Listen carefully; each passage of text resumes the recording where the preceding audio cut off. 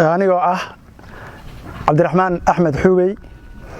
afhayeenkii hore ee golaha kacdoonka gobolka Hiiraan maanta ay taariikhdu tahay bisha labaad 11keeda bisha Febraayo 11keeda ay tahay 2022 waxaan ku qabanay shir weyn oo ka dhacay degmada Ceelgaal ka tirsan gobolka Hiiraan shirkaas oo muddo 2 maalin socday shirkaas oo lagu gorfaynayay masiirka iyo aayaha golihii kacdoonka ee gobolka Hiiraan shirkaas maanta ayuu noo soo gabagaboobay alxamdulillaah waxa dahaayn lagu sameeyay golihii kacdoonka gobolka Hiiraan hoggaan cusubna loogu magacaabay annagana waxaan diyaar u nahay inaan aayaheena ka tashano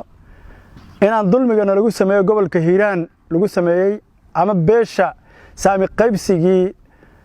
wixii loo yaqaan Hirshabeelle lagu dulmay annagoo ahayna aayaheena ka tashano waxaan aqbalay inaan hogaamiyo golaha kacdoonka ee gobolka Hiiraan laga bilaabo maantay bisha labaad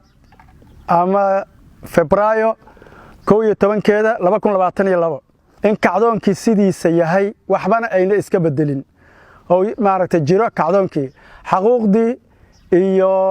wix hadafkii loo aasaasayna oo waxba aysan laga helin sidiisina uu taagan yahay qodobka labaad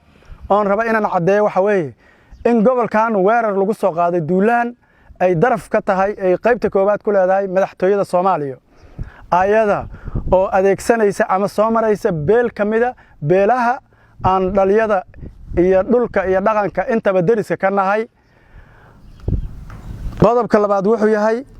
in heshiis ku sheega qodobka saddexaad oo ah heshiis ku sheega beledweyne ka dhacay 8 Febraayo oo hadda bisha aan ku jirna ah oo la yiri waa lagu heshiiyay waxa heshiiyay Cali Guudlaaway odayaasha beesha Xawaadle ina meesha heshiis oo ka jirin waxaas heshiis ahayn xuquuq dadka u qalantan aan looga hadlin inayna heshiis ahayn waxa cadeynaya qodob laga soo saaray ama wax la qoray midna ma jirto sida daraadeed heshiis maahin golaha kacdoonka gobolka Hiiraan waa diideen iyo dadka iska lahay xuquuqdaasna waxaas heshiis uma yaqaanaan mana ogola mana aqbalayaan heshiisna ma ahayn waxaas dad intii isu yimid yaani waxa weeyaan arin aan saxayn meel looga hadlay qodobka afaraad wuxuu yahay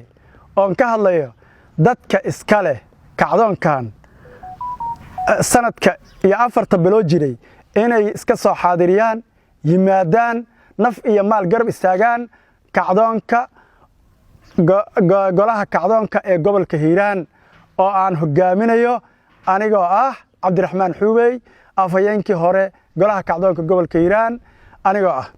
qodobka shanaad oo ka hadlayo wuxuu yahay inaan si buuxda u aqbalay aniga inaan hogaamiyo golahaas kacdoonka ee gobolka Hiiraan oo lay doortay maantay sida daraadeed kacdoonku waa sidiisii dadka iska leh diyaar ha noqdaan saraakiishaas aad arkaysaan iyo ragga hogaamiyaasha ama dhaqanka oo dhinacyada iga fadhiyana ay yihiin dadkii aas-aasay maalintii kacdoonka laga dhisayay Burqaniyo iyo Ceelgaal waxaan ku soo gabagabaynayaa wixii la isku lahayna ay maaragtay oo dadku isku darsadeen inay bureen waxa ka dhacay meesha beledweynena ay ahaayeen jajuub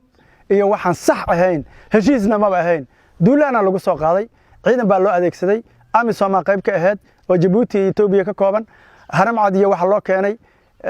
gorgor militariga Soomaaliya jooga ka qayb galay kullu dalika dulmi ma meesha ka dhacay waxa laga yaabaa dadku inay yiraahdaan maxaa dawladda Soomaaliya soo duushay u leedahay waa leeyahay Soomaaliya waa power sharing waa 4.5 qof walba meesha uu kuleeyahay lagu tixgeliyay wax alla wixii beesha aan u hadlayo iyo gobolka aan u hadlayo ay lahaayeen saami u lahaayeen ayaa la baabashay waxaana isu kaashtay dawladda madaxtooyada Soomaaliya iyo qabiil kamida qabiiladii Soomaaliyeed oo wax isku darsanay laakiin hadda aanan waxba isku darsanin aad baa u mahadsantihiin wassalaamu calaykum waraxmatullaahi wabarakaatuh